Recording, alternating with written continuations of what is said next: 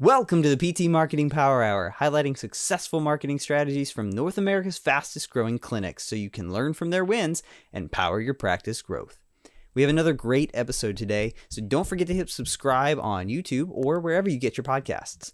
Now, here's your host, physical therapist, marketing expert, and CEO of Practice Promotions, Neil Trickett.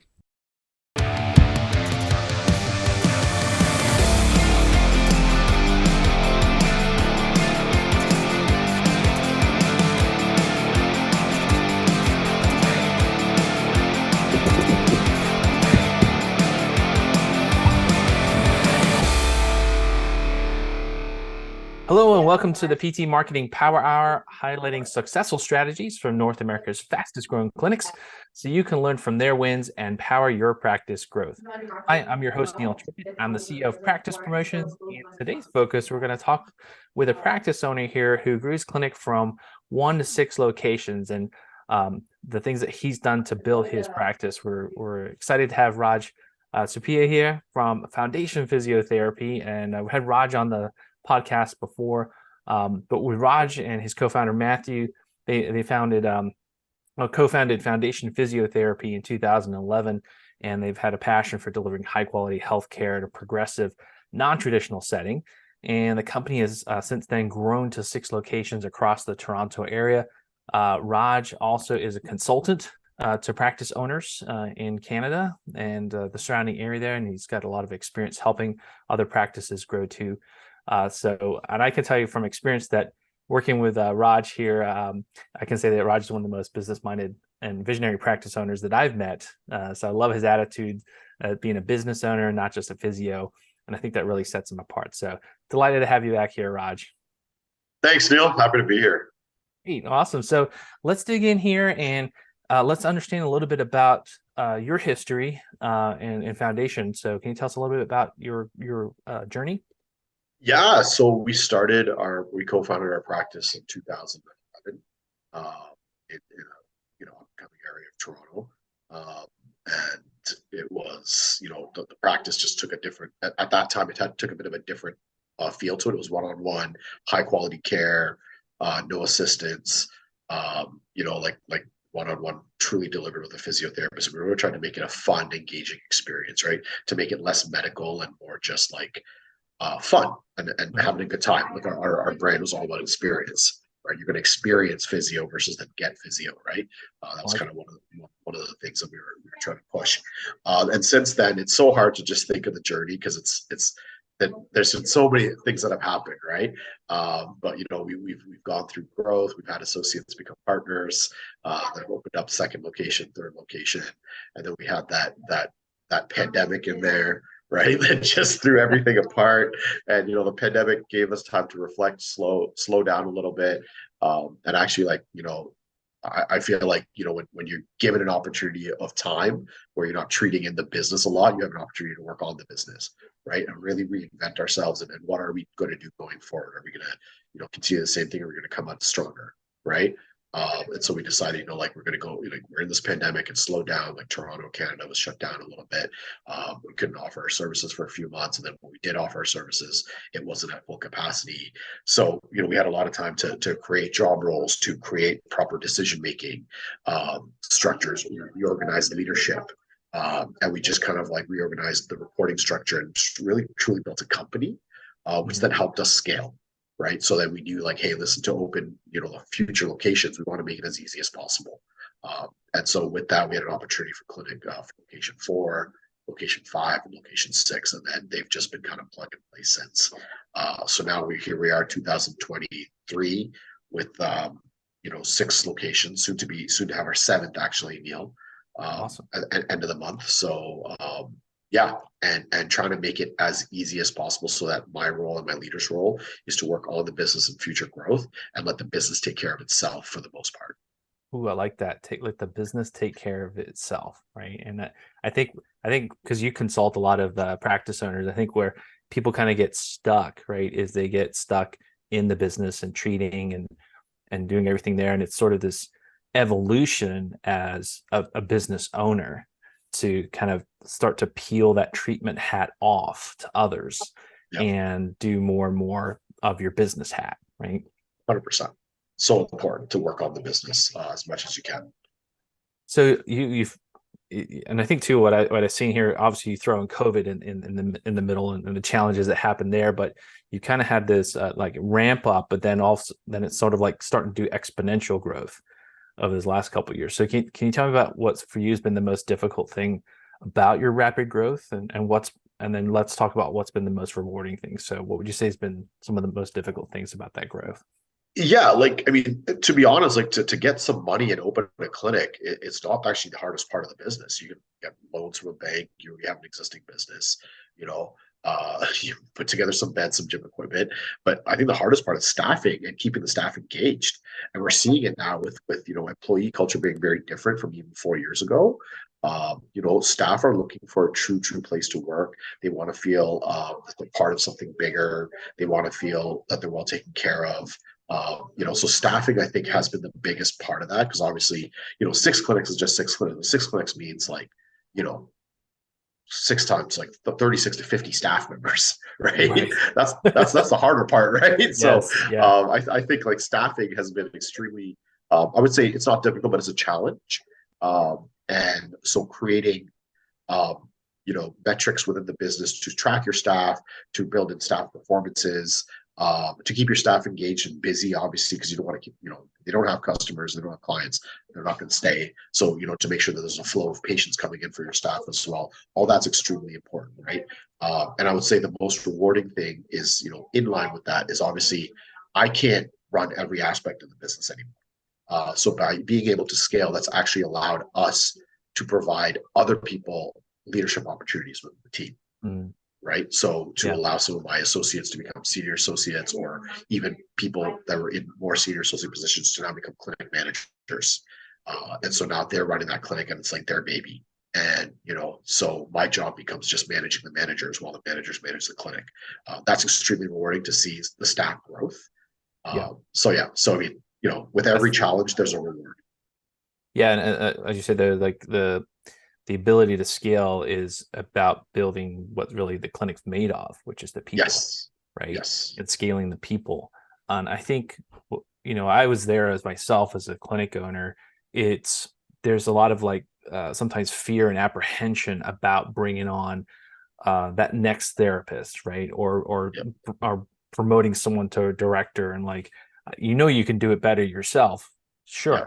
But you've got to be able to give the reins away at some point to others. And that's the only way that you're going to have more freedom as an individual, right? As a practice owner.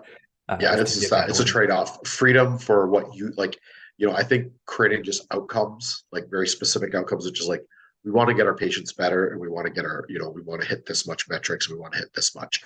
I think giving your team like those generic outcomes and letting them be creative in how they achieve it is the ultimate goal, right? They're not going to do it exactly the same way you did. They might not do the manipulation your way or the talk this way, but ultimately, if patients are happy, satisfied, and they're still hitting the overall outcomes and the values of the business, then that's when you got to just be able to step back. So there's also a little bit of a comfort level as an owner to be able to be like, listen, they can't do it like I did, but I have to just make sure, what is the actual outcome and goals that I'm looking for, to keep the business sustainable, and let them run with it, because that's actually part of keeping staff happy as well. As they want to be autonomous and they want to have some freedom of how they work.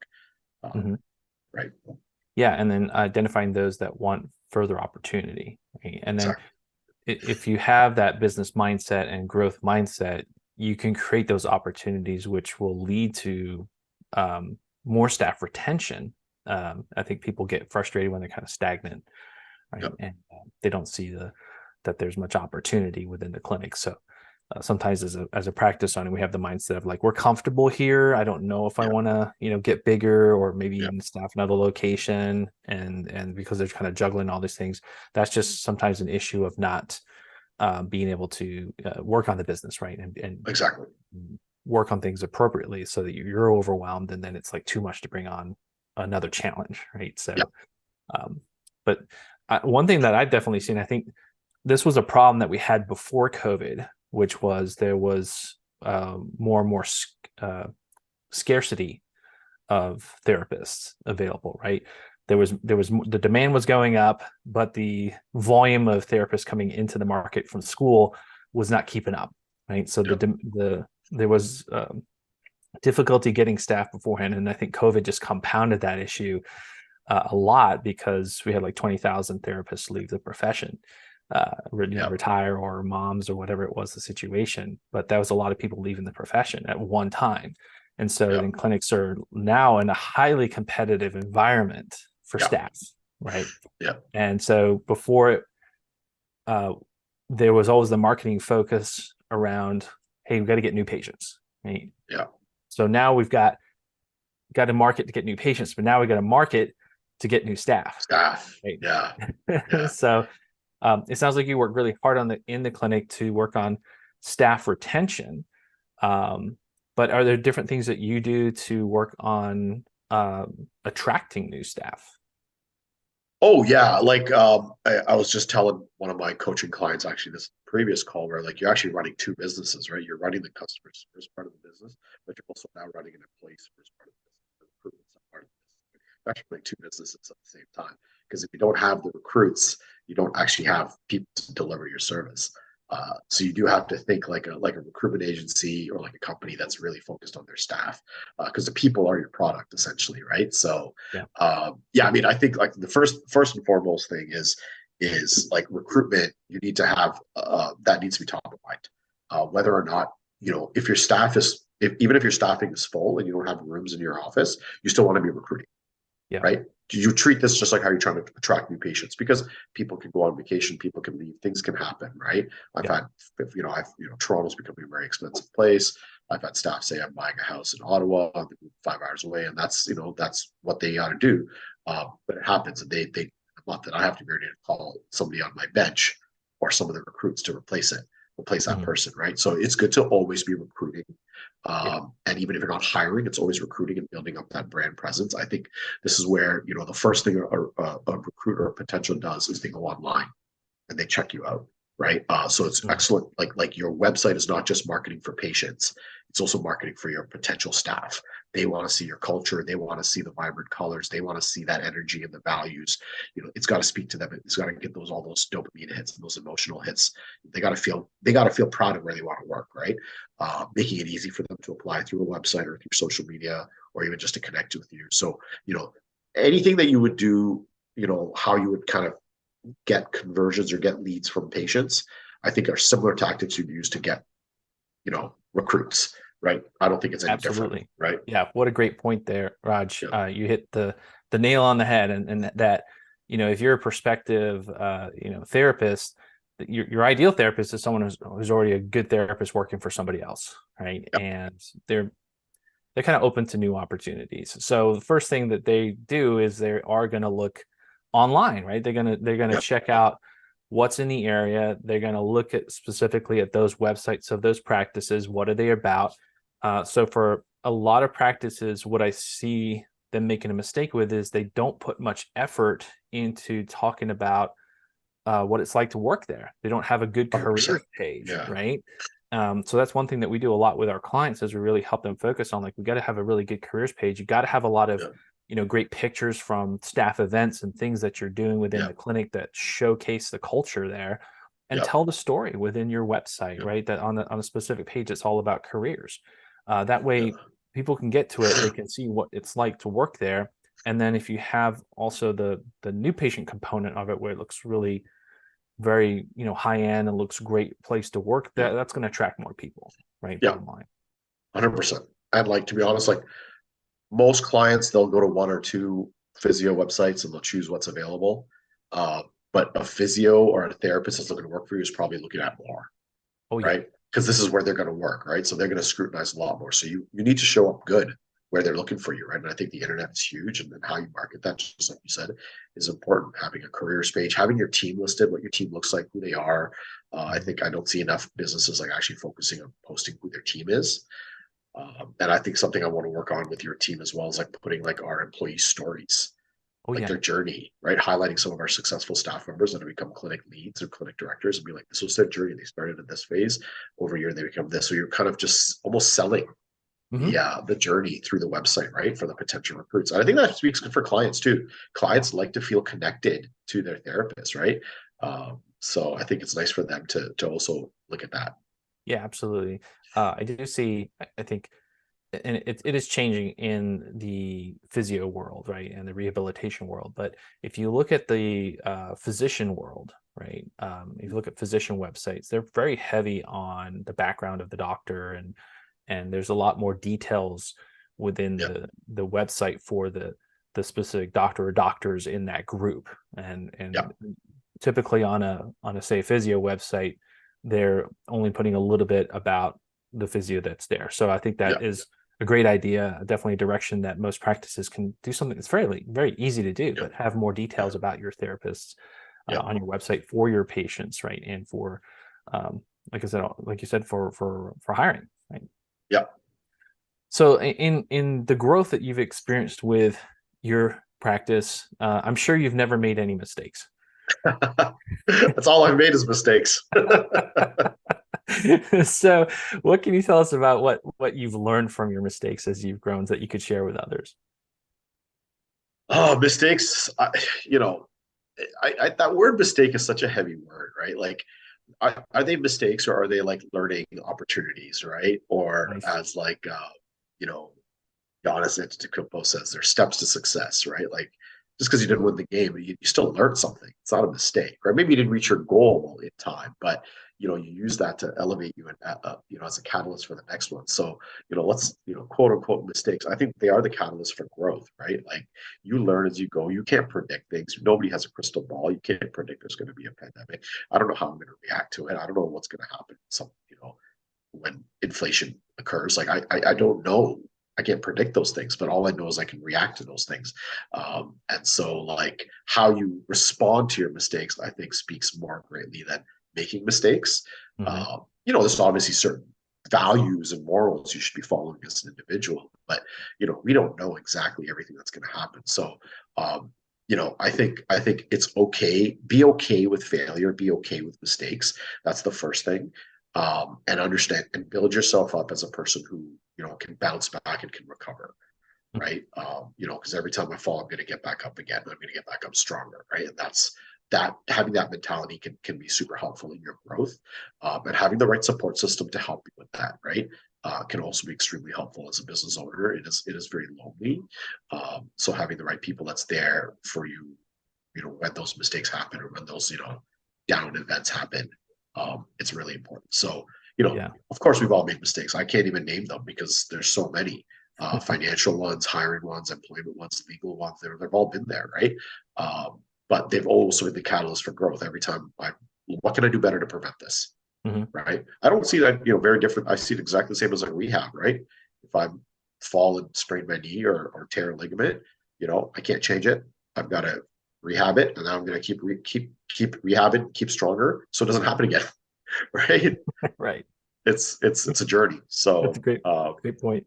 yeah, Yeah. So I think I love what you said there.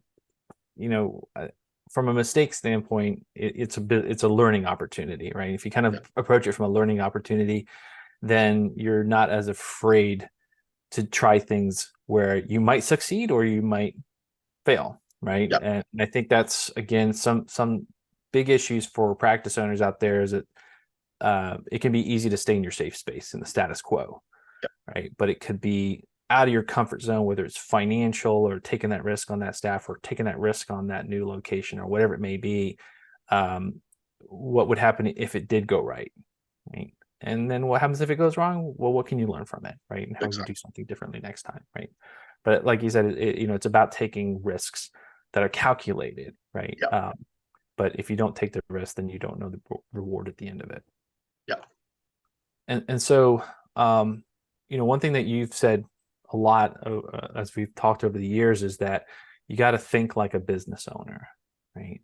As a practice owner. And so, what would you say is the biggest difference between being a therapist provider and being a business owner? that's a good question. It goes actually back to this whole conversation we just had on taking risks, and being okay with failure. Like, it's not easy to get to where we are as physiotherapists, as medical professionals, right? We're typically the top of the class. We're smart people. Like, we're not used to failure, right? And now you're entering a mindset in a world where have to be okay with failure. and you have to be okay with like the unknown and saying, I don't know, or just, taking a dive at something. So I think that's part of like that, that mindset shift that has to happen, being okay with not knowing, and sometimes some of us aren't fully geared that way, because the reason why we're in the profession is because we know a lot, or we've studied a lot, and everything is in the book and everything's technical and it's blah, blah, blah, blah, right? And then the world of business is like, no, anything can happen. Right. So you don't control it sometimes, right? So I mean, that's a very uncomfortable place. So I think that's the biggest difference is that mindset. Right? It doesn't mean you can go from one to the other. 100% go from one to the other. So just having an open mind, thinking outside the box, creativity is extremely important. Sometimes that's, a lot of that's withheld in our practices, because we have to follow the rules and follow the college rules and all those regulations and things like that, right? And then obviously that mindset of being able to take risks and being okay with failing and not knowing what the outcome is going to be. Definitely. And I think too, like when you think about someone who has that more of that business mindset like yourself, you're trying to make everything better, right? You're always trying to outdo yourself on different things, right? And you're kind of pushing that envelope, right? And so that comes back to, like you said, being in the top of your class and trying to be a top performer, like that. There's that next step of people that then go from there to be practice owners, which is even that higher level of that, right? And pushing themselves to take those risks, to grow themselves and grow their business. The other thing to think about that I think about from like the business perspective is that, you're trying to build something that gives you more freedom for your life, right? That you can do things a little bit more, maybe the way that you like to do them in your business, and that you're giving opportunities for others in the clinic. But then also at the end of it all, at some point you are going to exit your practice. Yeah. In a couple different forms, but we hope it's a successful one, right? And so if you have that business mindset, and this is what I've seen people who have been very successful when they actually sell, is they have had that business mindset and they've built something that operates more outside of them having to do everything. And that becomes much more valuable to someone else, and it can allow you to exit your practice at such a better multiple, right? And the value of that practice goes up exponentially. It's something that you don't see, right away. It's something you might see in 5, 10, 15 years, whatever your plan is. But what you invest in today and your structure of your business is going to pay out millions for you in the future. Yeah, I mean, like actually, that's my goal. Is before I sell, I want to be able to replace myself as CEO. And I've told myself, if somebody else can come into my job and function within 2 years, still hit the outcomes, then I'm ready to go.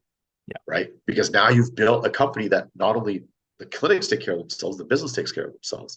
And that takes time and effort, but there's a lot of values and vision that has to get into place, and making sure you hire the right people. And, it takes time. But once you can replace yourself, it sounds weird, right? Because like, this is your business. But then, something I learned from my group of business coaches is make yourself replaceable. And the more you can replace yourself at every level, you actually gain the most freedom and the best exit. Yeah. Yeah. And I love that you're now at that level where you're starting to think, hey, I'm starting to think towards that. I need that CEO, right? I need that house in Costa Rica, Neil. I need to get out of here soon. I love it. Dream big, my friend. Dream big. But you're so right in that, even if you're replacing yourself with another CEO, it doesn't mean that you're disconnected from the clinic at all. 100%. Right? You're actually still very involved, but it's the day-to-day stuff that gets run for you, right? And and I think that as a practice owner, you need to be able to dream, right? You need to be able to think big, right? And if you're mired in the day-to-day treatment of patients all the time, right? There's nothing wrong with treating patients here and there, but if you're treating patients 40 hours a week and then trying to do everything else on top of those 40 hours a week, that's where you burn out, right? So you have to be able to, peel back enough treatment time, right, where you're on the business side of things, filling in that rest of that time. So I love the way that you're thinking towards that bigger future where, like you said, you're placing yourself at different levels, and that builds freedom and it builds value. So I've heard you talk about this before, but I've heard you talk about building your brand versus just running your clinic. And so can you elaborate on what you mean by building your brand?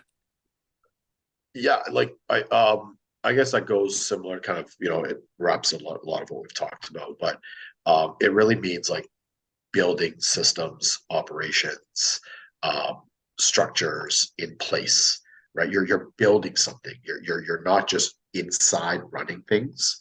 You're almost like building it from the outside, right? So that everything has a role and a place, so that everything, obviously at the clinic level, you can replace people and it can be turnkey, but even at the management level, it can be turnkey. So it's, that's kind of how I would define what building a brand is. Mhm. Is a almost like a turnkey operation that Mhm. is systematic across different locations, Nice. Yeah. right? It So makes that a lot of sense. if you plug and play, a foundation, even down in the States, it should run very similar to how it does here.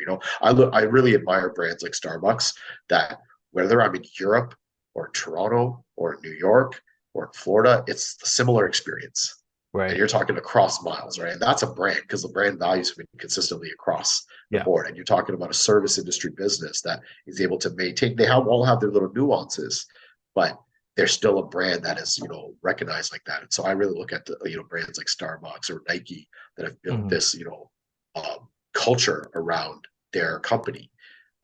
And so, maybe we're not going to be as big, but in the same way that we can scale and have similar values easily across the board. Yeah, that's a great concept because I think people get confused about what branding is. So branding is not your logo, right? No. Branding is, I heard this once, I thought it was great. Branding is really what other people think about you when you're not there, right? Oh, that's beautiful. I love it. Yeah. So when it comes to branding, like you said, how do people think and feel, and what's their concept of foundation physio? Yeah. And like you said, it comes down to all kinds of stuff: the systems, the operations, your marketing, the staffing, like all of that is your brand, right? So Yeah.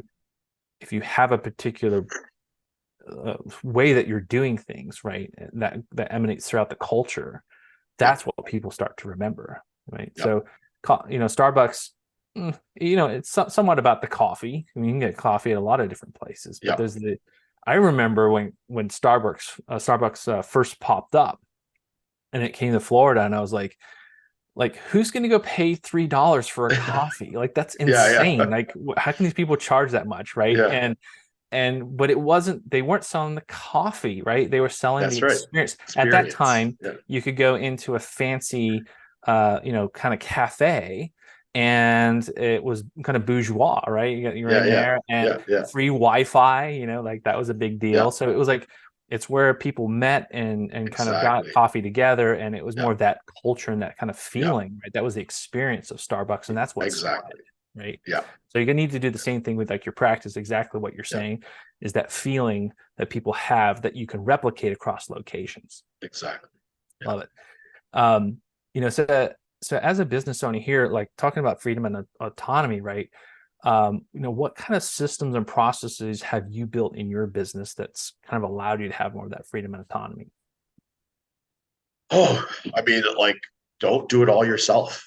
It's not, it's going to take up too much time, and leave it to the experts, right? Like, you're not a lawyer, you're not an accountant, so you hire accountants and hire lawyers, and the same thing, things like marketing, like, you're not a marketer, right? I know that. And I can try to be a marketer, but I can't dedicate all my time to it. A lot of companies will hire CMOs from a marketing background.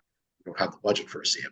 But what we can do is have a real solid marketing team to, work with us. So I think what's really important is, you know, using using trusted vendors and using like working with partners that's going to help you elevate your business, right, in all those aspects, marketing, finance, payroll, right? And you do what you do best, which is the delivery of your service, right, and your business, but using the rest of that network to help you succeed.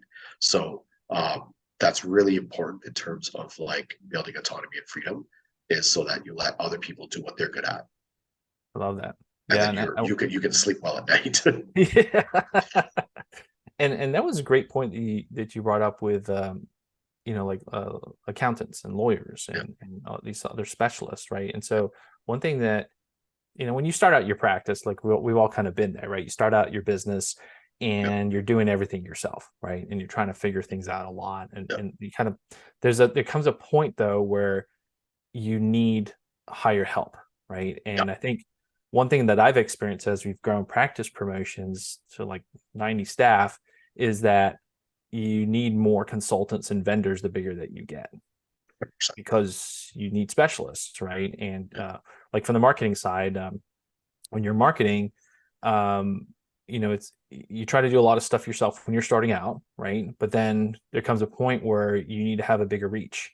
And so in order to do that, you need to have, a website specialist, you need to have an SEO specialist, you need to have a Google Ads specialist, need to have a graphic designer. So like you need these specialists to help you improve your image in marketing out there. I mean, that's a lot of what we do for practices at practice promotions, but the same thing applies to billing and accounting and finance and legal stuff with rents and all this kind of stuff. Like you lean on specialists in those areas to help you do the things right, and so that it's going to have an impact on the business. So I love the way that you think with that one.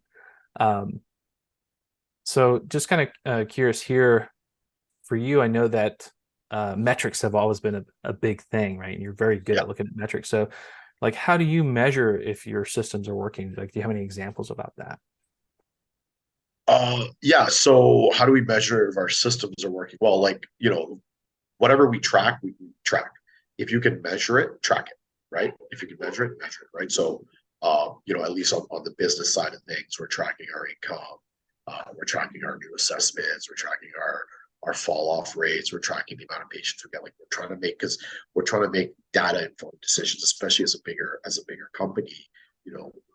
Like you do have to start making those more data informed decisions, and that's where maybe my role as a leader has to come in. I can't just make a decision off the fly because I feel it.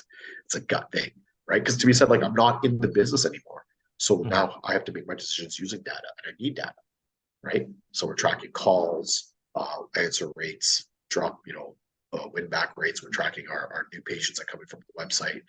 We're tracking whether the patients are booking from the website. It's not just whether we're getting leads, but whether we're actually converting those leads. Because is our website effective? Right? If the website isn't effective, we got to change that because we're spending money on these things, right? So whatever you're spending money on, you want to make sure it's effective, right? We get a click off Google Ads, but how many actually booked off, right? There's a lot of things you got to look at and then spend on that. So, you can, as you start small, obviously your metrics can be very baseline, but as you get more, in depth and run a bigger business, and your metrics do have to be quite in depth, so you can make real good data informed decisions. And you can, it's also proof of concept, right? You need to be able to go back to your team and be like, why are we making this decision? Because here's the numbers, here's the statistics, right? And that's why, right? So I think that's extremely important. Absolutely. And I think one mistake that I've seen happen a lot with practice owners is they tend to know more of the metrics than their staff do. Yes. Right. So you have to be able to share those. That's very important. Yes. Those metrics and make sure that other people are working with them too and making decisions off of that too. And I think, again, you've probably seen this as the bigger that you get and you have leaders and managers, like they have to be very metric and data driven in terms of their decision making, right? And then it, like you said, it's not based off of not one gut feeling of a practice owner. Now you've got 4 or 5 managers or 6 managers at different locations. Now you got 6 gut feelings, and you don't want that, right? You need the data to be there. So I really like the way that you said that. So let's kind of come back to marketing here. So for you, like, how does marketing fit in your overall clinic growth strategy? Oh, I mean, it's a large part of the growth strategy. We spend on top of practice promotions, we spend about $5,000 a month. Plus, we have a huge social media presence, so we're spending extra money on that side, and we have a dedicated assistant towards marketing, right? So, like I said, because I try to use marketing not just as a tool to get new patients, but as a recruitment tool, quote unquote marketing to get new staff. So it is actually your growth strategy, right? Like, and to make sure that that piece is intact. as you grow. Yeah. And before you grow, that you have all those, everything from the marketing side in place, because you're going to have a clinic with no people to come in. So Right. I would say, like, if you're not marketing, you're not growing. Absolutely. Yeah. And I think too, like sometimes we can get a little comfortable when times are good, right? And this tends to be, I think, across the board. We've all been there, right? So if you can be less reactive with things, the better. Right? What can you be Yes. proactive with?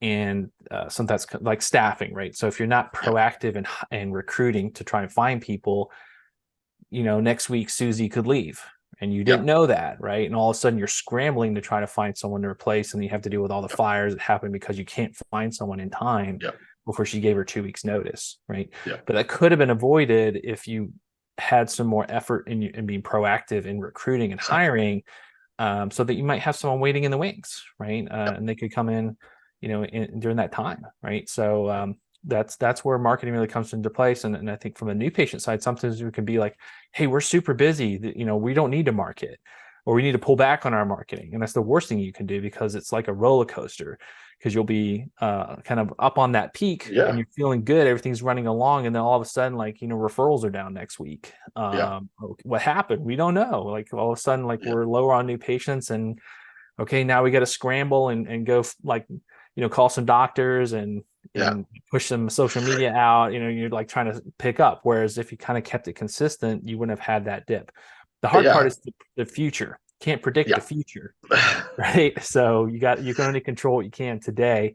But I see that that marketing, from a marketing perspective, you got to keep the fire going, right? Yeah, you always got to have that buzz. You always got to, like when you walk, and you see a big lineup in front of the store, and then you don't see another lineup, you're always going to think, like, there's something about that place, that I got to go. Like you always got to create demand, create buzz, or there's something that's happening. Even though I can go to multiple places, that place is the place to go because it's got a huge lineup, right?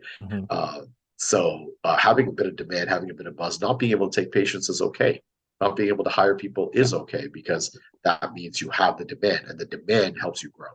Right. Yeah. If you have that 1 or 2 week waiting list, that says a lot about the place, right? People are like, oh, that must be good within reason. Okay, your 5-week waiting list, that's not good, right? You got to hire, right?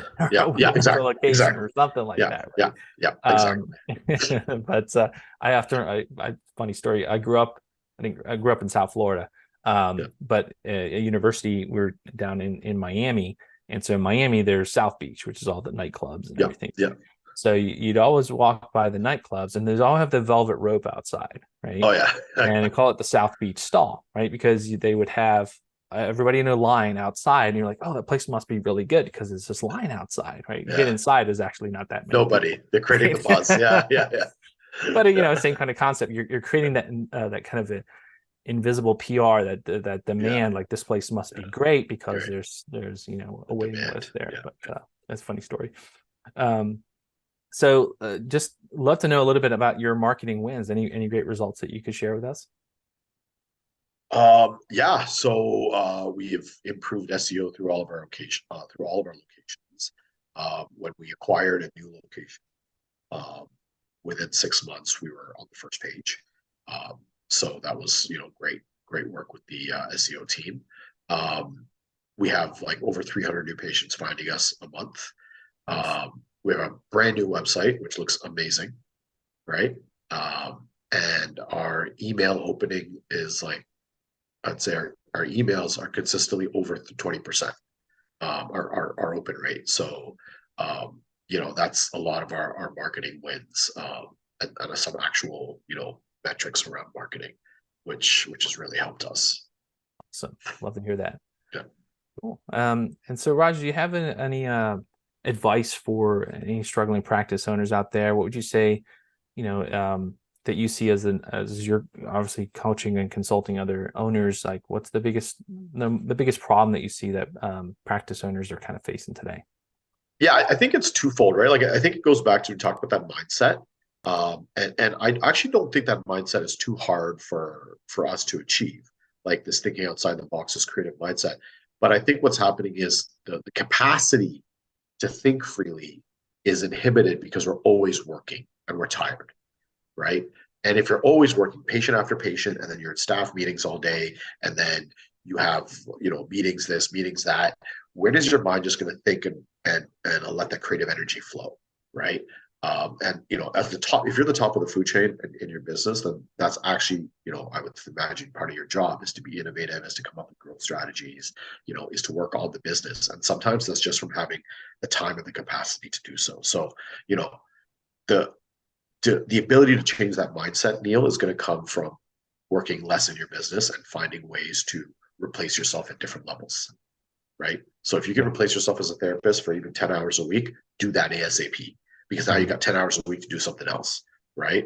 And if you can replace yourself as a manager or as a marketer for 5 hours a week, replace yourself. Now you've got another 5 hours a week to think about something else. Just think about cool stuff, right? So I think the capacity and the mindset comes with the capacity, and the capacity in our work is sometimes limited because we're always in it, Mm-hmm.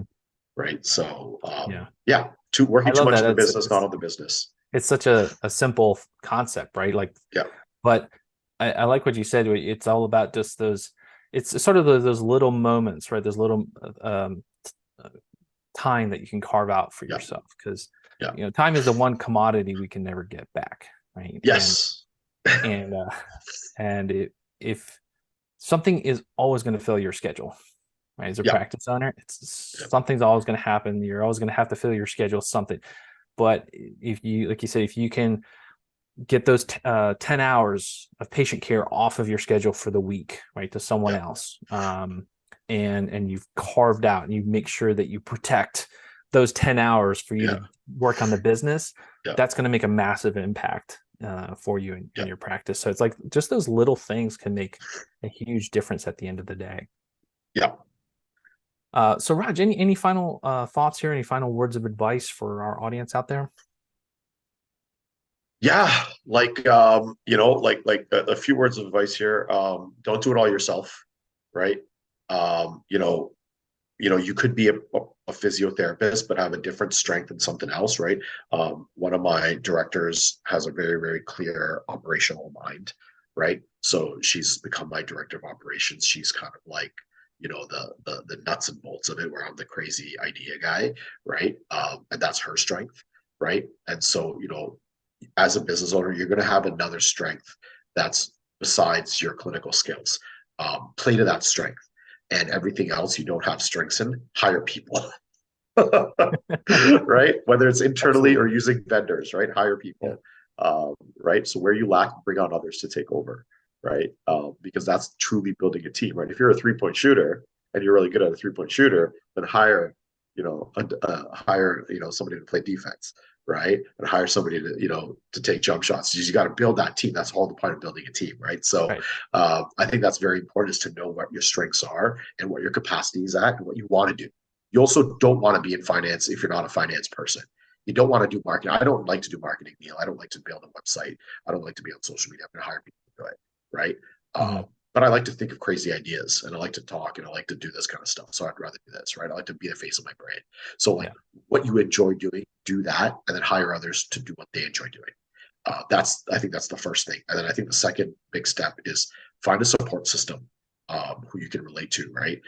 Whether that is, a peer support group of people like yourself, or, a peer support group in business or in entrepreneurship, even outside of your realm of healthcare, or if it's just a partner or your family. It's always important to have a support system.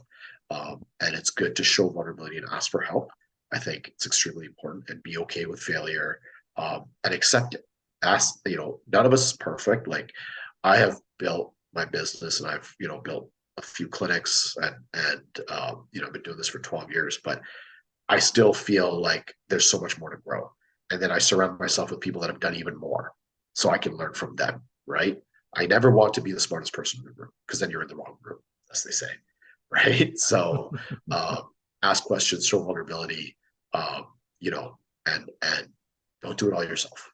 Yeah, that's such sage advice there, Raj. And we all know it can be lonely at the top, right? As a CEO or practice owner, but that's why you need to connect with other practice owners, right? Or connect with other kind of business owners, because you all have similar challenges, right? And like you said, you can always be learning from other people, and that's what keeps you going through good times and challenging times, right? So Yeah. I love that advice of really finding that support system. Makes a lot of sense. Awesome. And so finally here, Raj, what would you say has been your experience working with practice promotions? Oh, I mean, like we've been customers probably for more than probably about 4 years now, 3.5, 4 years. And it's been excellent. Like we've seen a lot of growth. You guys have seen growth with us. We started with you guys, we were 2, 3 clinics. Now we're doubled. We have a really good relationship with our account managers. And it's a relationship, right? I think what the feedback I get is it's not like, the more you can do on your side as the business, and then it makes the vendor's job like you guys much easier, right? So together, you show up to your meetings, you're accountable on your end, and you guys are accountable on your side. That's where the sweet sauce is. So it's been a great experience. We've had a really good, good experience working with your team. Our new website looks amazing. We've had a lot of great comments on it.